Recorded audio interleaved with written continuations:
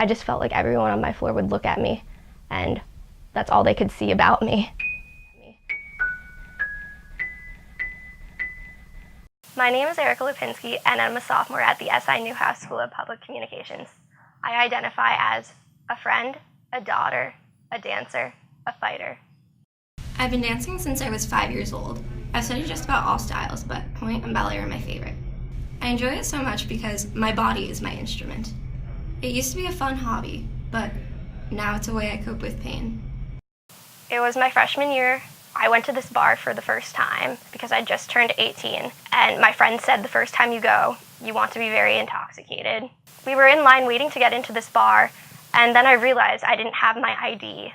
I asked my friends if they could maybe walk me back. I felt very ignored. No one really did anything.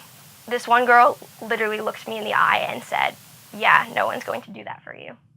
So I start walking back by myself, and I see this person that I know. He approaches me. I tell him I'm really not okay right now, and he could tell I was barely able to walk straight.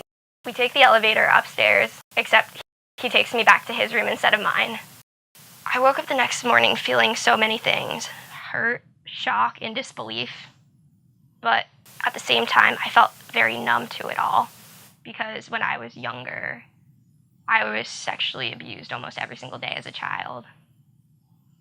So this pain and suffering wasn't new. When I was a kid, I couldn't fully process what happened, because when you're 6 years old, you don't understand that a person lying you down on a bed and eating you out is assault. He told me it was a massage. I remember every time he would do these acts, I would be really confused. I'd tell him, I don't like it. "Why can't you do this to your sister?" I'd ask. And he said, "Because she's my sister." He told me if I told anyone about what he did, I wouldn't be able to see my best friend anymore.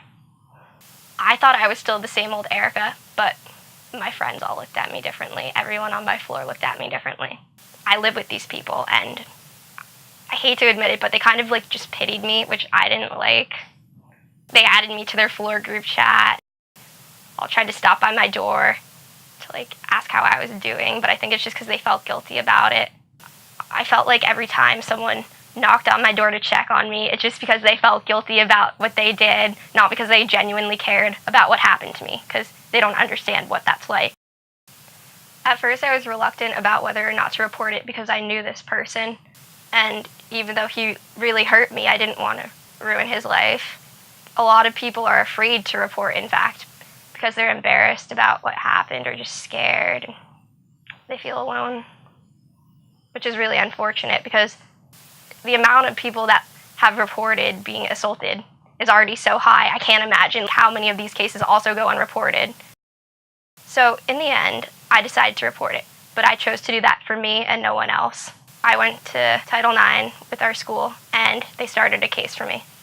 I want everyone else out there struggling to know that although it hurts like hell, it will get better in time. The experiences I've had growing up to now have definitely shaped who I am, but they do not define me, which is what, at the end of the day, we all are, people.